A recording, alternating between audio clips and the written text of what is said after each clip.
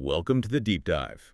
Today, we're opening up something pretty unique, a really structured set of personal reflections, almost like mapping out how to build a fulfilling life. Yeah, and it all kicked off from this idea of the three views. Your worldview, your values view, and your life view. That was the starting point. Right. So our mission today, this deep dive, is really getting into these notes. Exactly. And these aren't just like random journal entries. They came from applying some serious analytical thinking, thematic analysis, synthesizing ideas like you might do in academic research, but focused inward on life, success, happiness. Okay. And the hope is maybe taking these structured thoughts, sharing them might spark something for you, the listener. And we're diving straight into that big question, that one that kind of nags at you, especially if you've been through, say, a really competitive environment. Oh, yeah. Why do some people just look so successful, so happy, and like they barely broke a sweat getting there? That whole effortless thing. The illusion of effortlessness. It's powerful. And to get underneath that, we really have to start with the compass, right? The values view. Okay. So before we jump into what these reflections found, maybe just a quick check-in for everyone listening. What do you actually count as valuable? What's meaningful? Good question. Because the analysis really flags two main things people chase. Two big ones kept coming up. Success and happiness. Okay, let's unpack success first. Cheng Gong. It's the one we can sort of see, right, measure from the outside. Totally. Society, and often we ourselves, tend to measure it in ways you can point to. Money, accomplishments, degrees, fancy job titles, awards. The external scoreboard. Exactly. And we need to be real about this, like the reflections are, why do these things matter so much?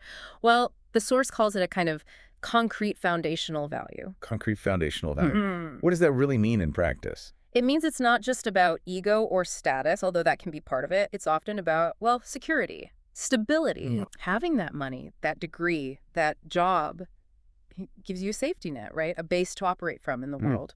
So even if you critique it later, most of us kind of absorb this idea early on. Success equals stability. It's foundational. Right. It underpins a lot. So that's success external, often about security. But then there's dimension two, happiness, xing fu. And that feels different. Oh, completely different. In these notes, happiness is defined as an internal state. It's a feeling, Gansho. It's psychological health, self-confidence. And the key difference seems to be? The crucial thing is finding that self-worth, that satisfaction, even when you don't have those external markers, even if the title isn't there or the bank account isn't huge. It's about feeling whole, sort of separate from the outcome. Okay, but here's where I feel the tension. We live in society, right? We're social creatures. Society rewards results. So how realistic is it to truly feel your worth is separate from those results? We need the success for security, like you said, but the happiness for fulfillment, they seem almost opposed sometimes. That tension, that's like the core of this whole exploration. And there's a really clear warning that came out of reflecting on this. You absolutely cannot afford to lose happiness while you're chasing success. Because that chase for external validation can just consume everything else. Exactly. If you don't build up that internal framework alongside it, you walk right into that trap. And it's interesting you mentioned internal, because the notes also point out happiness isn't purely an inside job. Yeah. Right? There's a social side too. Absolutely. Your support system is huge. Relationships, family, close friends, they kept coming up as major contributors. They give you that sense of belonging, connection, stability. It shores up your psychological well-being. It's like a feedback loop. Totally. A reciprocal thing. Which, if you think about it, highlights the danger of that ruthless, solo pursuit of results. It can actually damage the very network you need for happiness. Okay, that sets things up perfectly.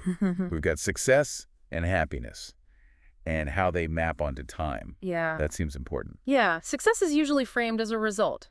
Jiguo. It's out there in the future. A target. Like when I get the promotion, or when I finish the degree. Then I'll feel successful. Exactly.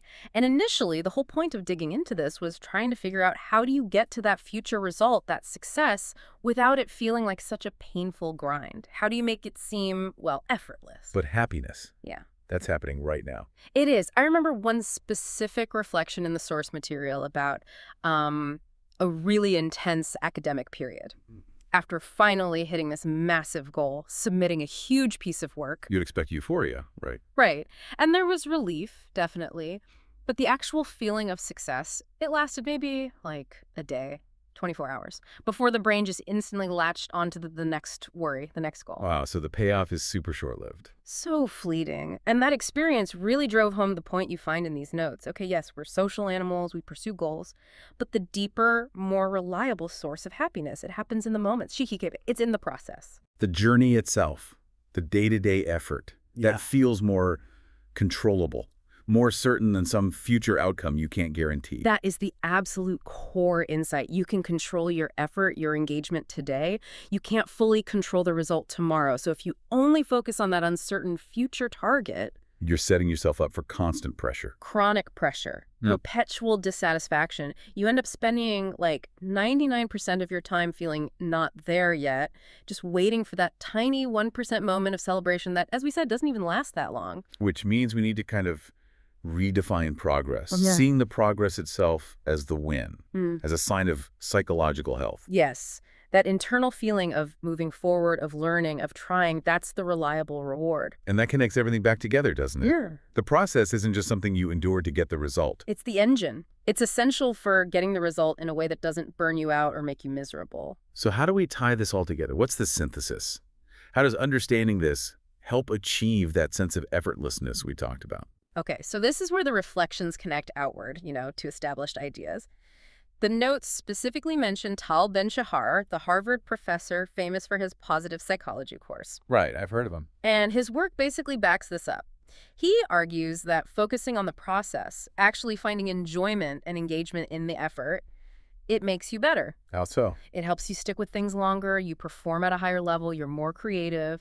And so, ironically, you end up getting better results. So the secret to effortless achievement isn't about less effort. Not at all. It's about maximizing the satisfaction you get from the effort, making the work itself feel rewarding. Okay, so it's like dual tracking. Precisely. Yeah. You need simultaneous cultivation. While you're pursuing that external goal, the title, the achievement, whatever it is, you also have to be actively cultivating internal growth, satisfaction, self-confidence. And the big mental shift is? Truly internalizing that your value as a person is separate from the outcome.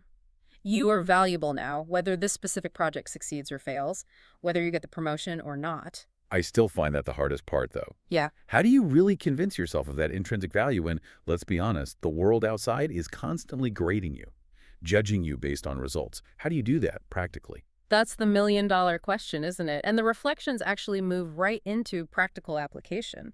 It seems to boil down to combining awareness techniques with very conscious, positive framing. It takes discipline. Okay, let's start with awareness. The source mentions mindfulness, right? Zheng Nian. Yeah, mindfulness is super popular now, and for good reason. It's basically training your brain to focus on right now, on the present moment, to consciously experience the process instead of getting lost in future worries or past regrets. How does it work, typically? The classic practice is deliberately paying attention, K Dijucha. Conscious awareness of your body, your breathing, your surroundings, your thoughts.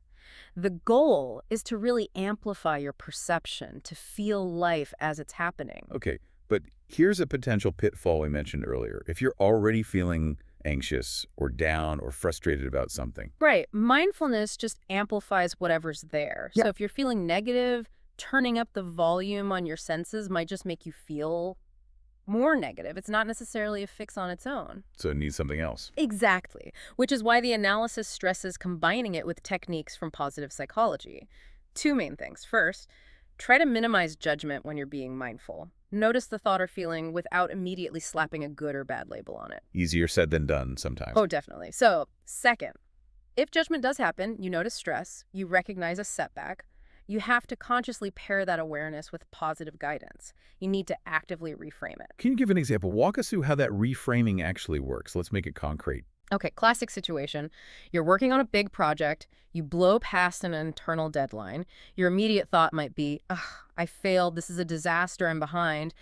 Negative feelings amplified by awareness. Yeah, that sounds familiar. The pressure mounts. So instead of just sitting with that failure label, the technique is to consciously look for a different angle, using what the notes call positive language, deliberately finding a brighter metaphor or a different narrative.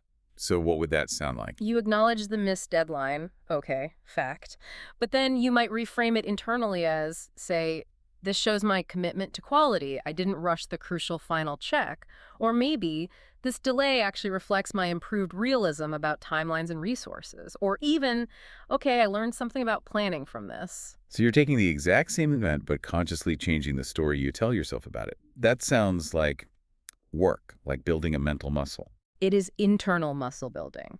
You're actively training yourself to find the positive aspects, the learning, the value, even in the struggle. The notes even suggest practicing this on tiny things, like describing writing a dull email using positive language. Why the small stuff? Because it builds the habit. You're training your brain to default towards finding intrinsic value in the effort itself. So then when you use mindfulness to amplify the present moment, you're more likely amplifying feelings of progress, engagement, satisfaction, not just stress. That's what generates that feeling of effortless forward movement. It's fueled by process satisfaction. Wow. Okay, this has been incredibly insightful, really mapping out this values view. So let me try to synthesize the main takeaway for you, the listener. That feeling of, effortless success isn't magic, it's earned. It comes not from avoiding hard work, but from expanding your definition of what's valuable. Right. To include both the practical, necessary result, things like success and security, and the moment-to-moment internally driven process, which is where happiness and fulfillment live. Beautifully put. And remembering that final, really crucial piece. Your fundamental self-worth isn't tied to the result. It's independent. Right. So if you can start to accept that, maybe even just try it on. We want to leave you with a final thought, something to chew on this week. Think back over the last few days. Can you pinpoint one thing, just one thing that you did? Maybe something small, mundane, something nobody else even noticed. Doesn't have to be grand. Not at all. Something that proves your inherent value simply because you invested your effort, your attention, your energy into it, regardless of whether it led to a promotion or money or praise. What's one small proof of your value this week, based purely on your effort? A great question to reflect on as you keep shaping your own values view. Thanks for joining us for the deep dive.